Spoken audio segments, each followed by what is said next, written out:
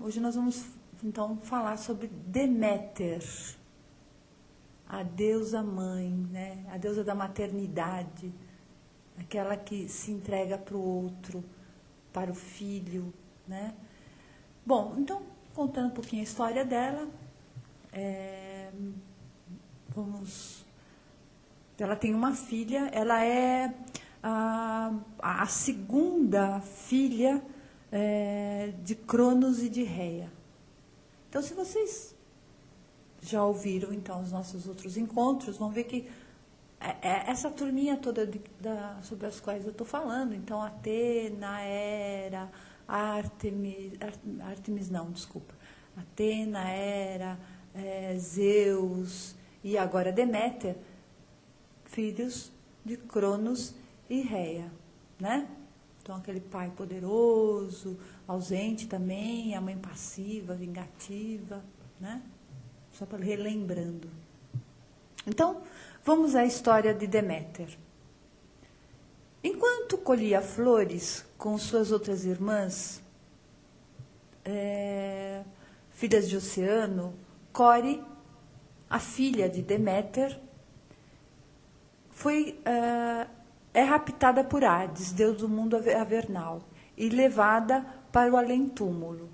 Durante 9 dias, chorando inconsolavelmente, Deméter vaga pela terra, mas nem deuses, nem homens ousam contar-lhe o verdadeiro destino de sua filha.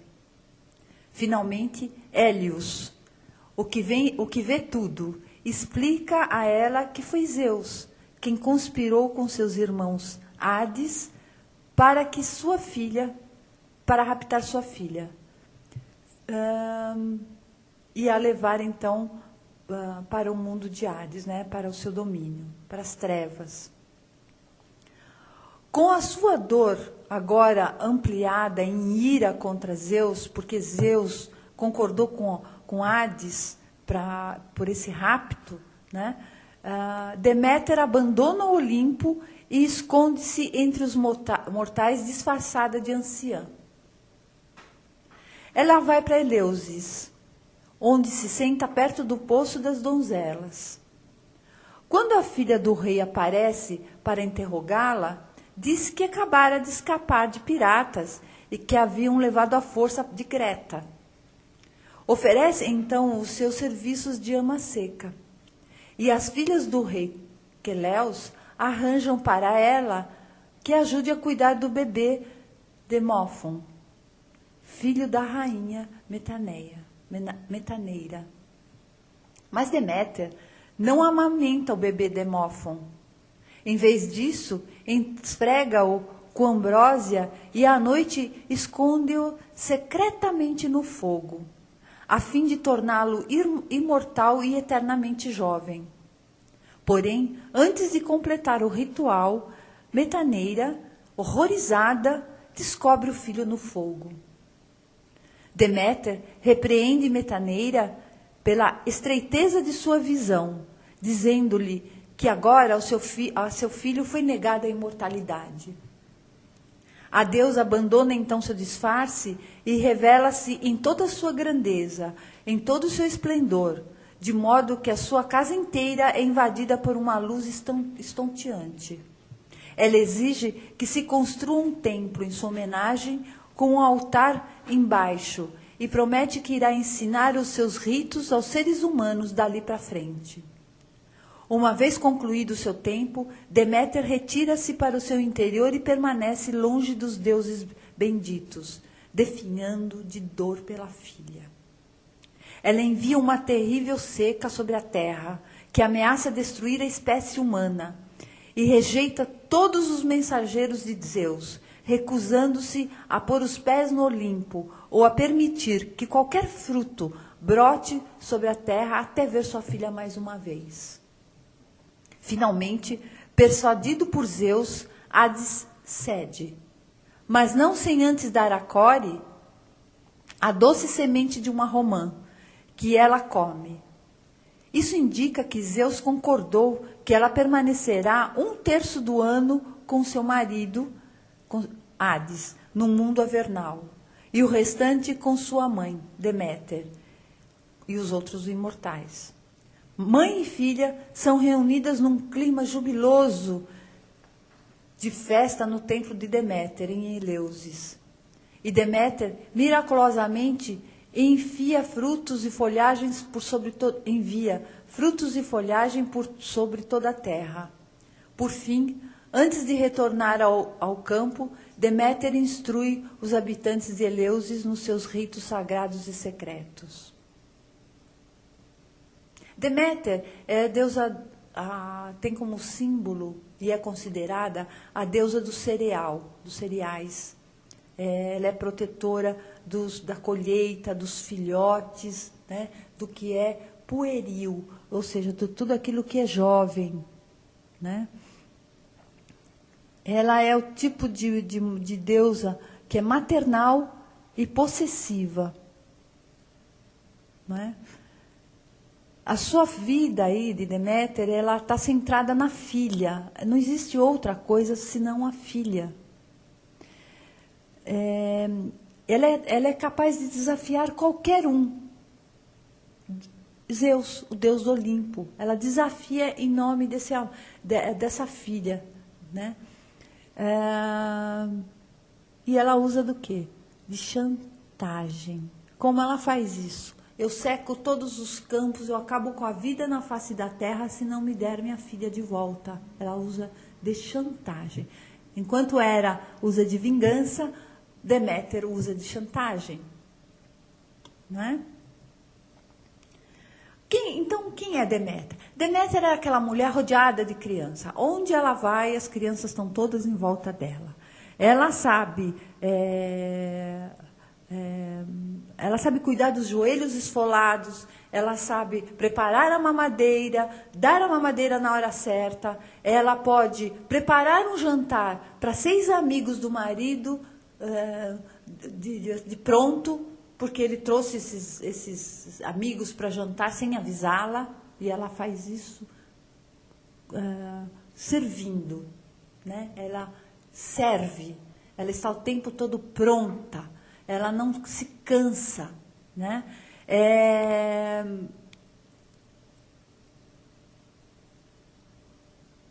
Não é ter filhos que a faz uma verdadeira mãe, mas é a atitude em relação aos filhos. É a atitude em relação a esse pueril, essa criança. Que o marido pode ser também essa criança, né? Ou qualquer uma outra pessoa, não é só a criança. A mesma atitude que ela tem em relação às crianças, aos seus filhos, ela tem em relação ao externo, a um outro qualquer, né? Ai, lindinho, bonitinho, ai, como você fez, ai, que gracinha, não sei o que eu ponho aqui, eu ponho ali. Ela é o tempo todo dada, né? Ela se dá o tempo todo para os outros e não se vê. Ela está só dando para os outros e não se vê. Ela se dedica, assim, 24 horas por dia, 7 dias na semana. Ela não tem descanso. É o tipo da mulher que, se ela pegar, ela pode estar com o bebê no colo, dando a mamadeira, atender o telefone, ir até a porta, atender a porta, falar com outro filho enquanto dá uma mamadeira, limpar a boquinha da outra criança, olhar para o marido. Ela pode fazer tudo ao mesmo tempo. Ela consegue fazer isso. Ela tem essa... A questão de servir é tão forte nela, e desse doar-se, que ela não consegue... Não tem um minuto ou outro, espera um pouco. Não, ela está ali fazendo, ela está servindo o tempo todo. A única, vamos dizer assim, o que falham nessa relação é que ela serve todo mundo, menos a ela. Né? Assim, num primeiro ponto de vista, né? Quando você olha uma situação dessa, nossa, como essa mulher, ela não para, nossa, como ela é boazinha, nossa, ela está o tempo todo pronta, mas será que é só isso? Tem algum ganho secundário? Então nós vamos ver daqui a pouco. É, então, ela... Por ela ser assim, ela não tem nenhuma... Ela tem uma... Não existe uma participação do ego, porque conforme ela se dá, ela não tem tempo para ela pensar, eu gosto disso, eu gosto daquilo, eu quero isso, eu quero aquilo. Não, ela está só se dando o tempo todo, se dando.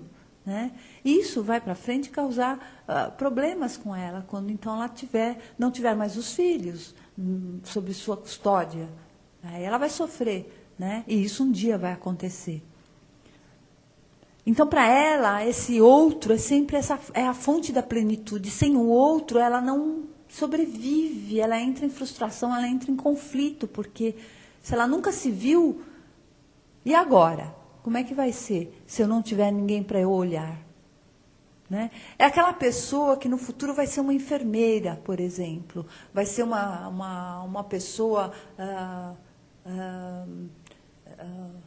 que vai cuidar, por exemplo, de asilos ou de orfanatos. Ela tem que estar envolvida com essa questão de estar ajudando o tempo todo. E tem uma diferença entre ela e ela é uma excelente... ela, ao casar-se, ela vai se entregar ao marido inteira. Por ela estar sempre se doando, ela vai se doar ao marido inteiramente. E ela vai ser sexualmente muito ativa. Né? Só que seria mais ou menos a Afrodite. Só que a Afrodite, ela vê o adulto. Né? E a Deméter, ela vê o menino, ela vê a doação dela. A Afrodite vê o prazer, ela se doa por ter o prazer de volta. Né? É um toma lá da cá. Mas existem 4 tipos de mãe. Né? Tem aquela mãe persistente, que é aquela que luta pelo bem-estar dos seus filhos. Luta que nem uma fera pelo bem-estar dos filhos. Tem aquela mãe generosa, que ela está o tempo todo nutrindo o filho. Esse nutrir não é só o alimento, só o que a gente come. Né? Embora essas mães falem, você já comeu hoje, ela está muito magrinha, você está muito magrinho. Não quer que eu ponha um prato de comida para você? Não quer que eu descasque uma laranja? Não, você não toma uma vitamina, toma um café com leite, você quer que eu faça? E vai e fica, né? Aí vira aquelas bolinhas, tudo gordinho. Né? Então a mãe está lá o tempo todo querendo que o filho nunca está bom. Ele precisa estar mais gordinho, porque aí então gordinho é saudável, gordinho é saudável. Pode ser uma mãe que angustiada. E nesse momento é quando essas crianças, esses filhos, essas pessoas para quem ela está se doando, saem das asas dela, da proteção das asas dela. Então eles vão tomar seus rumos. Aí ela se torna uma mãe angustiada, desesperada, porque e agora? O que eu faço? Não tenho mais prazer na vida. E pode ser uma mãe destruidora também. É aquela mãe que não queria... é aquela mãe que se recusa a nutrir. Né? É aquela mãe que tem dificuldades com a maternidade. Ela não entende isso, então ela prefere destruir esse produto dela. E se a gente parar para pensar, esse produto pode ser qualquer coisa. Esse produto necessariamente não precisa ser uma criança. Né? Se a gente falar em termos de mãe, mãe é aquela que nutre, podemos pensar numa empresa, não é? Podemos pensar num grupo de amigos, né? Onde você se sente acolhido, onde você se sente nutrido. Né? Faltou aquilo. Né? Ou então, se você não quer, se aquele lugar não te nutre mais, passa a ser então uma mãe destruidora, porque agora não faz aquilo que eu preciso. Então, o que eu estou fazendo aqui? Né? Então, a gente não tem que olhar, a gente tem que procurar olhar essas deusas não só do ponto de vista da mulher, não só para a mulher ou para o homem, mas podemos lançar essa metáfora também para um mundo maior, para o cosmos, ampliar isso. Quem é que nos protege? Quem é que nos cuida? Como é que eu me sinto em tal lugar? Eu posso estar lidando com uma Deméter, não é?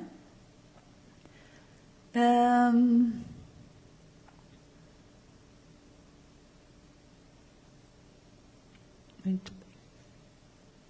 Na infância, a menina Deméter, ela vai adorar brincar com bonecas. Né? Para ela, boneca é tudo. Ou então ela vai adorar brincar de ser mamãe das outras crianças. Ela também vai ter um temperamento doce, meigo, porque ela vai, como ela está nessa questão de doar, para doar, ela se sente portadora de algo mágico, agradável. Então ela leva uma doçura, uma meiguice para o outro, né? É assim que o outro recepciona também. E ela é muito identificada, ela se identifica demais com essa mãe. Se a mãe for uma excelente cozinheira, ela vai ser uma excelente cozinheira também, dentro da maneira dela. Se a mãe adorar cuidar de filhotes de cachorros, ela de alguma maneira também vai adorar filhotes de cachorro. Né? Porque proteção é nutrição. Né? Se essa mãe for assim uma mulher que for muito higiênica e promovesse um ambiente agradável demais, essa filha também vai ser assim, de alguma maneira. Porque ela vai se identificar com essa mãe. E essa mãe vai ser esse modelo para ela. Né? O que pode acontecer é que se essa mãe, por exemplo, for uma mãe por exemplo, que é poderosa, dominadora, tal, não sei o quê, e essa criança nascer com essa deusa Deméter, ela vai usar dessa deusa Deméter dentro dela e se identificando com a mãe de tal ponto que ela vai pegar algo da mãe e vai trazer para esse doce, para esse meigo. Né? Mas vai fazer igual a mãe em alguns pontos. Ela vai escolher um ponto, achar que é legal aquilo e vai transformar aquilo de uma forma materna. Né? O que ela não faz. Né? Muito bem. Lá na adolescência e na vida adulta, ela provavelmente engravida cedo, com ou sem casamento. Né? E a grande preocupação aí na época, essa deusa não foi muito cultuada na Grécia, porque os gregos temiam o fato dessas crianças, dessas adolescentes, começar a transar com todo mundo aí e acabar ficando grávida sem um casamento, sem um companheiro, sem aquela coisa toda pela cultura deles. Então, ela não era muito cultuada, ela era meio que deixada de lado para não fazer com que essas meninas se dedicassem muito a essas crianças, né? Para não se entregar muito a essa deusa. Então, ela pode engravidar cedo, independente de ter ou não casado ou se unido a um homem, ou então elas vão se casar muito cedo. E para ela ter um homem ao lado delas que ofereça condições de procriação, e de acolhimento, de proteção, é um prato cheio. É isso que elas querem. Elas querem estar tranquilas de que elas podem ter seus filhos e podem se dedicar única e exclusivamente aos seus filhos e ao seu marido também. Mas não numa relação conjugal, como mãe dele também. E por causa disso, então por causa dessa docilidade, dessa meiguice dela, dessa maternidade, muitos homens olham para essas mulheres e querem outra mãe. Né? Vem a mãe que eles gostariam ou que eles querem. Então, forma-se o casamento. Né? Mas não é o casamento que a gente chama de casamento sagrado, que é o hieros gamos, e sim um casamento por necessidade de atender um modelo arquetípico de mãe. Né? Então, o homem se junta a essa mulher, se casa com essa mulher, para a necessidade de reviver esse modelo materno que ele tem, esse arquétipo materno. E ela não está, e essa menina Deméter, vamos colocar assim, essa adolescente Deméter, ela não está muito preocupada com namoro, não, que é uma questão de Afrodite. Ela não está preocupada com esportes, que é uma questão de Ártemis, e nem de carreira, que é da Atena. Para ela, isso pouco importa. Ela quer procriar, né? Ela quer gestar um filho e cuidar desse filho, né? E nem o casamento também não tem muita importância. E por isso que essas meninas, essas adolescentes Deméter, os pais ficam mais atenciosos com ela, com mais atenção, porque ela, de repente, pode aparecer grávida e aí ela vai se entregar a isso e não quer saber. Ela pode desistir dos estudos, porque isso não interessa, ela não visa carreira. Ela não tem assim, intenções de se profissionalizar em alguma coisa, mas se por uma razão ou outra ela tiver que entrar para uma carreira, ela vai escolher uma carreira onde ela possa ser útil enquanto doadora, enquanto servil. Ela vai ser uma enfermeira, por exemplo, que ela estará servindo, né? Ou alguma coisa ligada a uma assistência, uma educação infantil, uma professora para crianças, trabalhar num parque, sei lá, alguma coisa ligada a essa vida. Lá pela meia-idade, o que vai acontecer é que ela vai passar por um período bastante crítico, porque lá na meia-idade, com os filhos já crescidos, ela vai ver esses filhos saindo de casa. Ou então esses filhos pleiteando uma liberdade que antes ela não dava. Me deixa, não quero comer agora. Eu vou chegar a hora que eu quiser, sabe? Eu não sou mais uma criança. Não vou levar blusa de frio, não está frio. Então ela começa a se sentir rejeitada enquanto mãe. E ela sofre com isso, porque ela não tem mais esses filhos para ficar falando, não, leva blusa, come não sei o quê, não chega tarde, que hora que você vai chegar? Né? E os filhos não querem saber, cada um tem um personagem, vai querer ir para o seu mundo de acordo com aquilo que eles têm aqui dentro. E ela não aceita isso. Né? E aí a leva a uma depressão, porque ela vai entrar no conflito, vai entrar na depressão, né?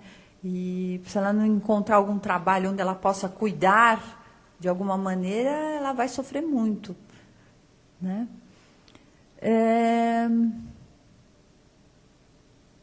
Mas na velhice, como toda deusa, se ela souber aproveitar bem esse momento da maternidade, junto com outras deusas, que ela também tem, que ela não tem só a maternidade, ela se torna uma grande sábia. Mas se isso não acontecer, ela vai estar sempre em depressão, vai ser sempre uma mulher amarga, uma mulher triste, uma mulher que logo vai sofrer de uma doença e vai acabar morrendo, porque vai se vitimizar, vai se deprimir. Ou então tem aquelas mães que falam assim, eu fiz tudo por você, tudo, e agora eu estou aqui sozinha. O que ela está pedindo? Deixa eu cuidar de você de novo, deixa eu ter você como meu bebê de novo. Né? E o filho lá com 40, 50 anos, falando, pelo amor de Deus, eu estou aqui com 40, 50 anos, não dá mais, né? Eu tenho minha vida, não quero ninguém atrás de mim, me cuidando, dizendo que eu tenho que fazer o que eu não tenho. E ela não entende isso, e ela entra em depressão. Então, a sua sexualidade é descomplicada, ela não põe barreiras nisso, porque ela interiormente, ela precisa, como ela quer se entregar, ela quer se doar, e ela, para se doar, então, para a criança e para o marido, que o marido também é uma criança para ela não tem esse problema dessa entrega, como outras, como Atenas, por exemplo, tem, né? Ela é uma pessoa espontânea e despreocupada. E para ela o lema é, seja você mesma. Seja você mesma. Né? Porque ela não tem pretensões maiores do que ser mãe. Outras pretensões. Normalmente é uma pessoa responsável e de confiança, né? E ela, para esse marido, não adianta vir um homem qualquer.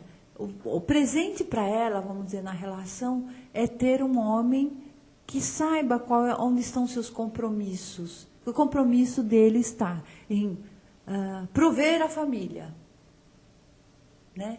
Que ele possa ajudá-la a levar o bebê no médico. Então, para ela, isso já é algo. Que ela não falte alimento na mesa, porque ela precisa dar para as crianças. Que não falte dinheiro para comprar as roupinhas do nenê ou das crianças. Que não falte dinheiro para comprar o material escolar. Que tem que ir bonitinho com a fita cor-de-rosa, né?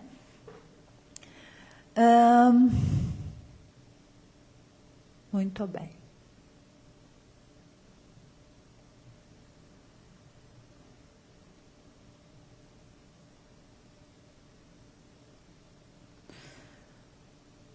A relação dela com a família é muito complicada, porque se essa mãe Deméter tiver um pai ausente, ou pouco presente na vida dela, ela vai ter uma forte identificação com a mãe dela. E, portanto, ela vai repetir, então, na vida dela. Ela vai provavelmente ter um marido ausente, né? Ou então não vai ter marido. Porque ela vai ter que repetir o mesmo padrão da mãe. Ela vai fazer isso, se ela não entender o que está acontecendo, ela vai repetir o padrão. Ok? O pai também pode ser aquele pai que compete com a filha na atenção da mãe. Bom, então vamos lá. Se ele casa com uma mulher Deméter, ele é o filho dessa mulher Deméter. Ele busca o modelo de mãe nela. Ponto. Aí esta mulher tem um filho, tem uma filha. E vamos dizer que esta filha, então, se identifica com a mãe e vê a situação lá, o meu pai competindo comigo na atenção da minha mãe. Portanto, ele é meu irmão, ele não é meu pai, ele é meu irmão. Então, ela vai tentar ser igual à mãe dela, para o pai dar atenção para ela, assim como ele dá atenção para a mãe. É um jogo, é uma situação que as pessoas passam por isso e nem se percebem passando por isso. E depois fala, nossa, mas como eu criei essa moça, foi essa educação que eu dei para essa moça, né? Não é que a gente ouve por aí, não foi essa educação que eu dei para o meu filho, mas quem colaborou, né? E se os pais forem imaturos, tanto a mãe quanto o pai, pode levar essa filha, como lá no caso da Artemis, um pouco diferente aqui, mas mais ou menos parecido, a ela fazer o papel de mãe dos pais. Então ela vai passar a vida inteira sendo a mãe daquelas duas pessoas, né, pela imaturidade dos dois. Se ela, então, adquirir esse papel de Deméter.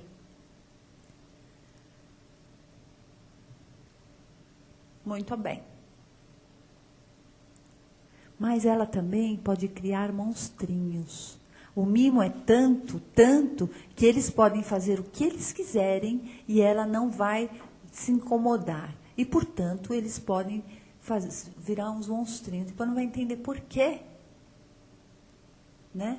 Então, há de se ter um entendimento que essa mãe Deméter, ela acaba manipulando essas crianças, ou com tanta doação ela pode transformá-los em monstrinhos, ou então transformá-los em bobinhos. Ela tem que ter os limites, ela precisa de Atenas, ela precisa de Artemis, ela precisa também ter as outras deusas para colocar um caminho, limites, né, na criação. Se ela só entregar, só doar, ela corre um risco de ter bobinhos ou então monstrinhos. Né?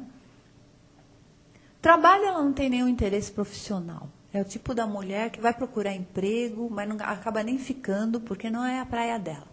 Ela não quer saber de profissional ficar lá. Não vai ajudar em nada, a não ser que seja algo ligado com as crianças. Senão, não vai dar certo. É onde ela pode doar alguma coisa, aí ela vai se sentir mais útil, né? Mas se for alguma coisa mais lógica, mais um trabalho mais que exige uma estatística, por exemplo, não é com ela, não. Não tem nada a ver com ela.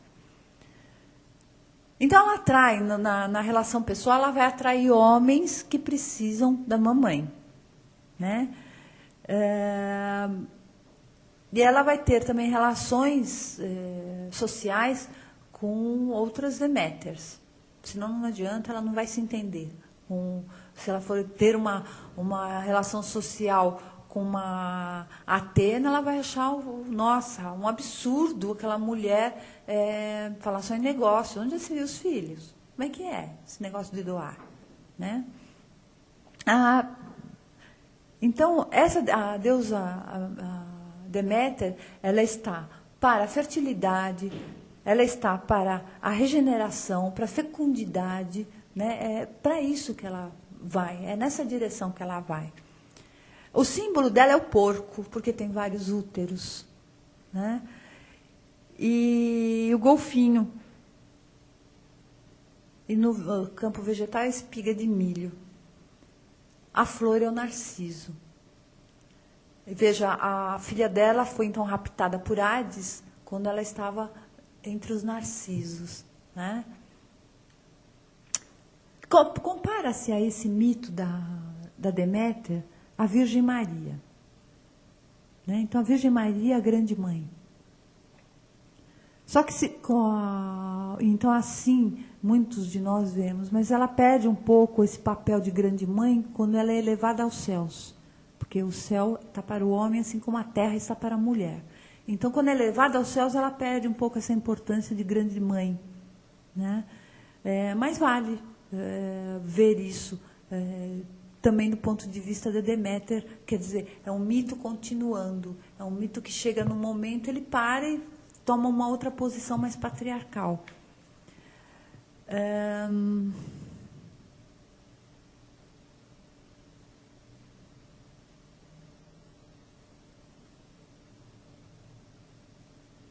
Ok. E essa mãe, essa Deméter, então, ela também vai ter 3 fases. Ela vai ser a primeira fase é a perda da inocência, né?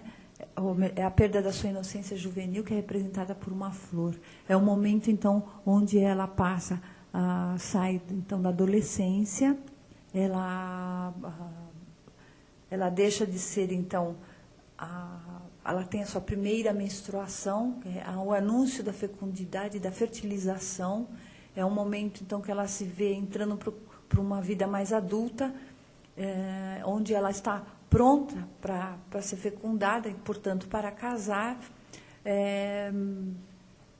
E ela vai fazer todo esse espelhamento na mãe. E aí ela começa a observar a mãe enquanto esposa, como mãe dos filhos, né? Ela vai perdendo aquele ar inocente, todo aquele movimento que antes ela não conhecia, né? E é através dessa primeira menstruação que assusta. O que acontece, então, hoje em dia, não, nem tanto, mas mais atrás, com a entrada do sistema patriarcal no nosso mundo, foi que as meninas deixaram de receber as informações sobre a menstruação, sobre o que significa a menstruação na vida de uma mulher, né? E muitas mães colocam para as filhas que menstruar é algo horroroso, né? Não cultuam, não mostram para a menina o lado positivo da menstruação, que significa que ela está se tornando fértil, fecunda, que ela pode procriar, ela pode gerar uma nova vida a partir daí. Não, colocam tabus em cima disso, não contam para essas meninas exatamente o que está acontecendo, qual é a transformação do corpo, colocam uma série de bobagens na cabeça dela, ela vai descobrir coisas a respeito do que é, através de outras meninas que também são mal informadas, e aí elas ficam perdidas nisso, né? E aí acabam até se relacionando fazendo produção independente, até sem saber direito como é que foi que aconteceu o negócio. Né? Porque a deusa está aqui dentro, a deusa está fervendo dentro dela. E ela é lançada no mundo com mais informações. Muito bem. E acabam, então, se sentindo alienadas, acabam se sentindo fora do que elas cometeram um crime e ficam completamente desnorteadas. Né? Uma segunda fase da vida dessa mulher Deméter é quando, então, ela se casa e deixa, então, o lar dela. Então, quando então a filha casa, e então ela vai agora gerar os seus próprios frutos, essa mãe que ficou lá atrás, que ficou que era Deméter original, ela passa por um grande sofrimento e pode entrar numa depressão bastante crônica, porque para ela acabou. Né? Agora, esta mulher que casou, que Deméter casou, ela vai gerar um fruto. E por isso o símbolo dela nessa gestação é o fruto. Né? Então, durante esse período da gravidez, essa mulher ela vai entrar em um processo reflexivo bastante intenso, porque ela está vendo nascer essa vida dentro dela. Né? Ela está sentindo isso. E ela vai partir para trabalhos manuais, com tipo tricô, ou decorar o quarto do bebê, ou pensar que nome vai dar para esse bebê. Então, é um momento muito íntimo da mulher, porque está tendo uma transformação toda no corpo dela. Né? Está vindo um novo fruto para fora, ela vai produzir alguma coisa, um ser. Né? E ela, entre uma coisa em outra, entre uma reflexão e outra, ela é atacada por fantasmas, do tipo que vai morrer, que a criança vai morrer, que a criança vai nascer deficiente. E, por outro lado, também ela é amparada por imagens de anjos, que diz que vai ser, então, a criança que ela vai colocar no mundo vai ser uma grande pessoa, muito pura, muito isso, muito aquilo. Então, ela passa por momentos extremamente delicados nesse período de 9 meses. Né? É um momento onde ela vai adquirindo todo esse papel, vai acentuando esse papel da maternidade.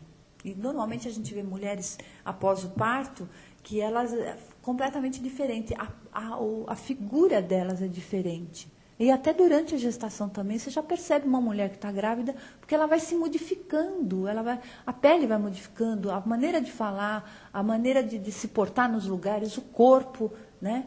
E depois que tem o filho, a mesma coisa, fica até mais bonita, fica diferente. Né? Ela teve um período de reflexão, ela passou por muitos momentos de sim, não, dá, não dá, né? E aí, nesse momento, ela vai desenvolvendo, então, a paciência, ela vai aprendendo o que é devoção, ela tem que esperar 9 meses, ela tem que ter paciência, não tem outro jeito. Né? Então, ela vai treinando essa paciência, ela vai sabendo que ela precisa se devotar, ela vai aprendendo uma série de coisas que depois que a criança nasce, então ela usa tudo isso que ela aprendeu, né, internamente. Muito bem.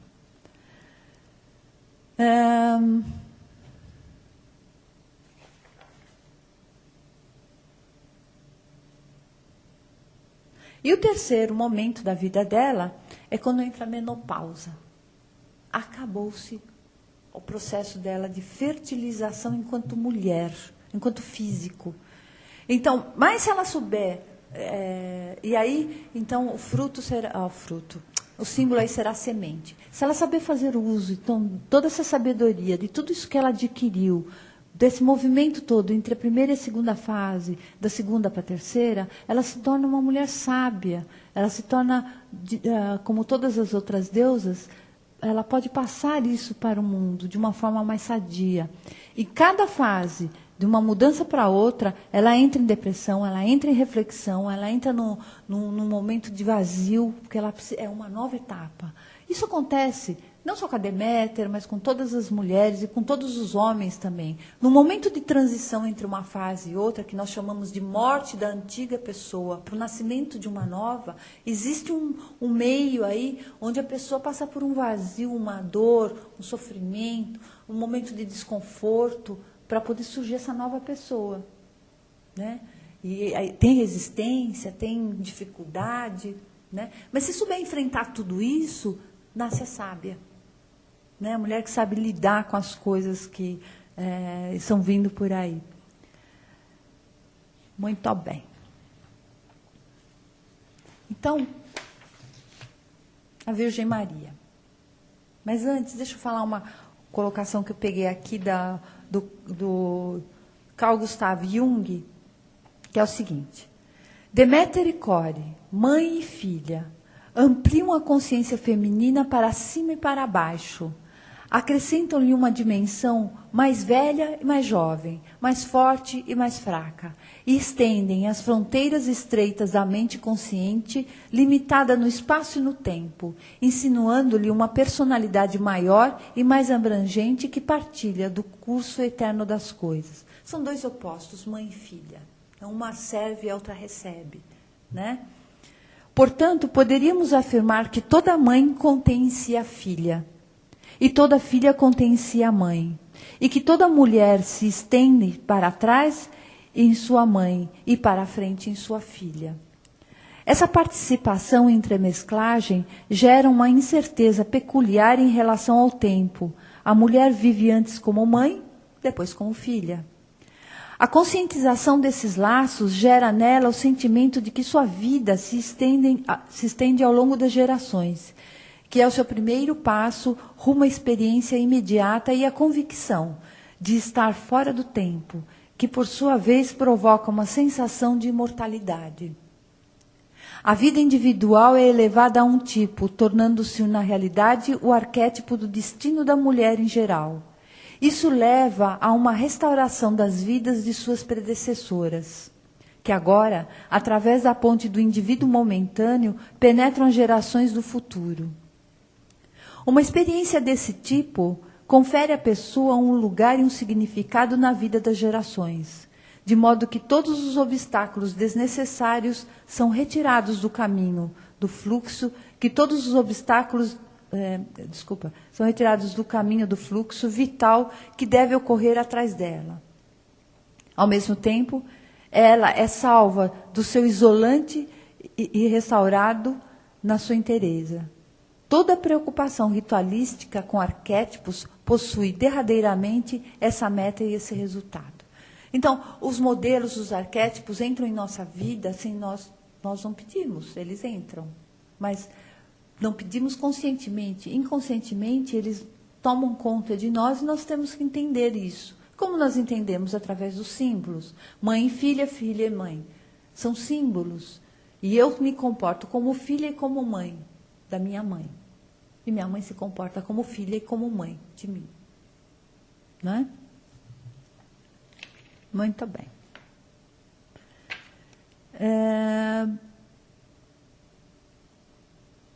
Eu vou ler só um trechinho aqui da Virgem Maria.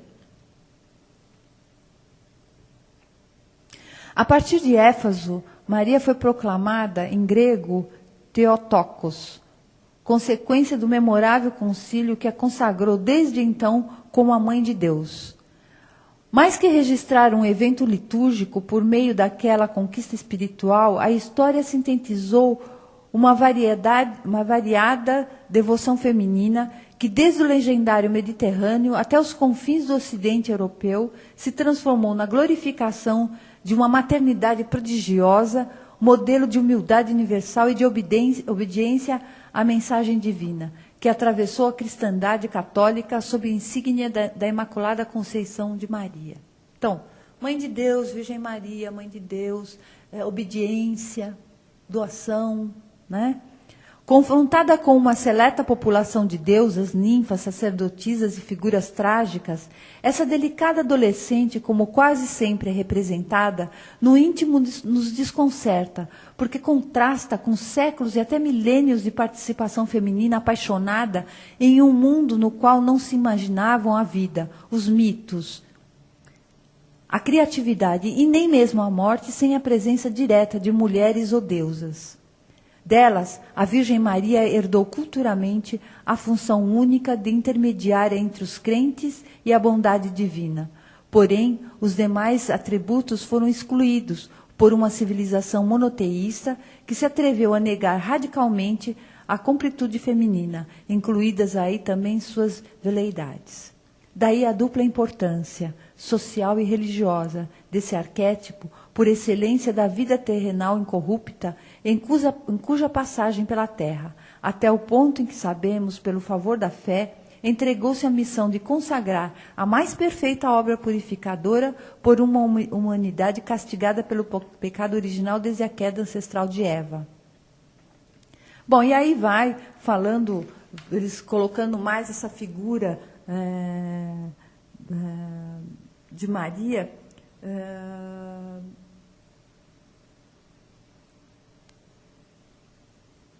como uma mulher obediente, como uma mãe, aquela que não questiona. Na verdade, ela, enquanto mulher, e recebe a mensagem do anjo lá, que ela vai ter, então, o Jesus, ela não se assusta com o fato da gravidez, ela se assusta com o anjo que veio falar. É ainda esse ponto que ela se assusta. Mas a gravidez em si não assusta. Né? Não assusta o fato dela ter lá um pretendente, que é o José, e que como é que ele iria receber. Né? Ela quer ser mãe. E é assim que é passado entre linhas para a gente. Até o próximo encontro.